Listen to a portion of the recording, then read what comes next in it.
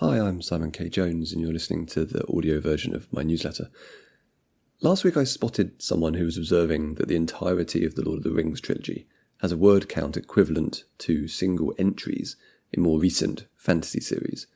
While Lord of the Rings clocks in at roughly 455,000 words, give or take tens of thousands of appendices, and whether you include The Hobbit, etc., the Storm of Swords from the Song of Ice and Fire / Game of Thrones series by itself hits 420,000 plus. The fantasy genre's tendency towards epic tales also makes epic word counts rather common. The two go hand in hand, the assumption being perhaps that for a story to feel big, it has to be big. Later authors have made Tolkien's work appear succinct and efficient. On the flip side, this week I also read Mata Haggis Burridge's astonishing I Could Gobble You Up, a 400-word slice of microfiction, which you can read over on his own newsletter. I'll put a link in the show notes. It's 400 words long. Mata does so much in so little space, crafting a story more impactful than entire books that I've read. There's an efficiency here, but without it being a compromise, there's nothing missing from I Could Gobble You Up.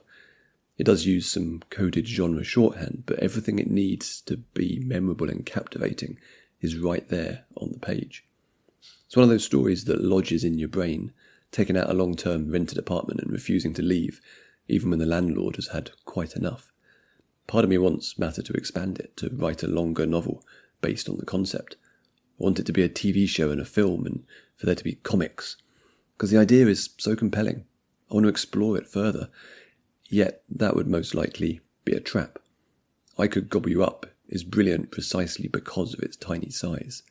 There's a scarcity to it, which makes it extra special. A Disney Plus TV show and Funko Pop merch would undermine its impact. There have been some excellent spin-off shows set in the Star Wars and Marvel universes, but has the existence of all that extra stuff really served to improve upon the original focused intent? Every franchise becomes oversaturated at some point. The enormous scope of George R.R. Martin's work may have been vital to the tone and themes of the early books, but as the series continues to not be finished years after the TV show concluded awkwardly, its size is looking like more of a handicap. Movies regularly bloat past a 2-hour running time, with even blockbuster entertainment sitting closer to 3 hours sometimes.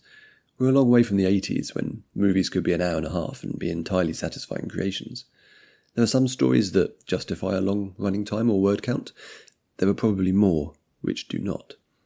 Each time Ubisoft announces that their latest game takes 50 plus hours to complete, I make a mental note to skip it. It's a rare game that justifies such enormity.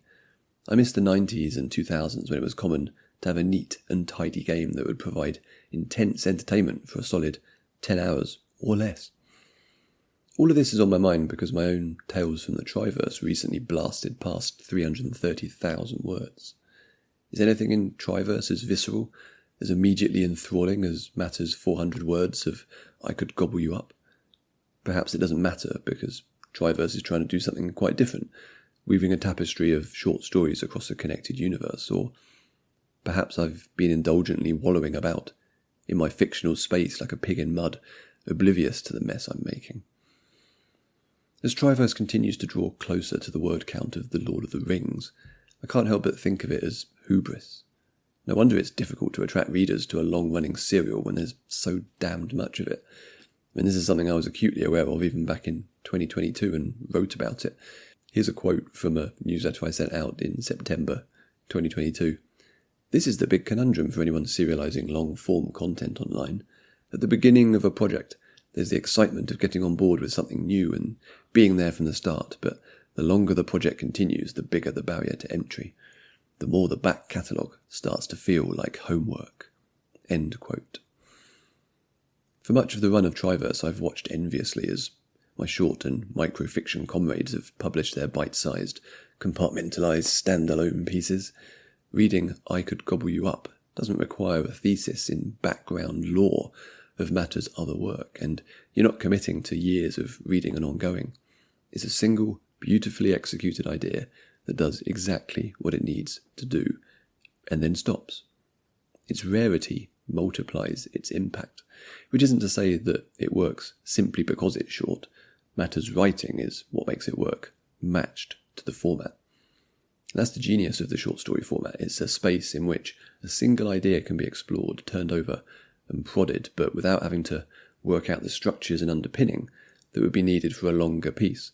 Suspension of disbelief functions differently with shorter works, and we're willing to go along with an idea even when it's outlandish or entirely unexplained. Longer texts tend to require an increased level of verisimilitude, a scaffolding of sorts to maintain reader interest and help them remain in the fictional space. Listening to the needs of the story is vital. That's what it comes down to. Figuring out whether your idea fits into 400 words or 4,000 words or 40,000 words and so on. Some stories are best told succinctly and quickly, while others need space to breathe and flex. It's not always obvious which is which, of course, which is the ongoing dilemma of the serial fiction author. Audiences won't always agree either. There are many who I'm sure would be quite happy to excise all the songs and hiking stuff from The Lord of the Rings. Story is a strange and ephemeral construct. As with so many aspects of human society, we've made it up. It's a fabrication, even while having the power to reveal deep truths, and pinning down definitive notions of how long or short a tale should be is likely a fool's quest. But when an idea matches with the perfect length of story, we can all feel it. It just works, and our brains feel energized and renewed simply for interacting with the words. All of this is a very long-winded way of saying, go and read Matter's I Could Gobble You Up. Thanks for listening. You can leave comments and find a lot more over on the newsletter version at simonkjones.substack.com.